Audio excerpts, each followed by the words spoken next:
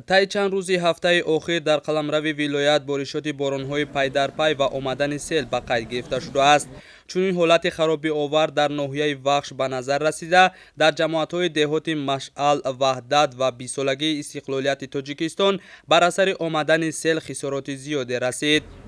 از آن جمله 60 خانه استقامتی پورا خراب گردیده، زیاده از 90 خانه دیگر قسماً ضرر دیده است.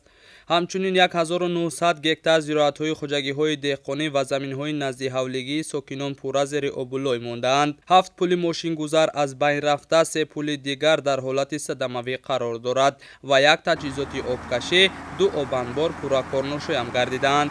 وابسته به برطرف‌سازی عاقبت‌های آفت طبیعی ستاد ناحیوی تأسیس داده شده در محل‌های آسیب رسیده به اهالی کمک می‌رسانند. ضرر دیدگان تحت غمخواری قرار داشته با موادهای غذایی و خوراک گرم و خیمه‌های موقتی تامینند. در دهه اتفاق جماعت دهات 20 سالگی استقلالیت تاجیکستان عین حال برای برطرف‌سازی عاقبت‌های آفت طبیعی سربازان قسم نظامی کمیته حالت‌های فوق‌العاده جلب گردیدند. با دستور سرور دولت محترم امام علی رحمان، گروه کاری با راهبری معاون سروزیر جمهوری تاجیکستان دولتشاه گل محمدزاده و راهبران دیگر ساختارهای مربوطه جهت معین کردن خسارات به خودجگی خلق این ناحیه رسیده و برطرف نمودن عاقبت‌های آفت‌های طبیعی سفر برگشتند.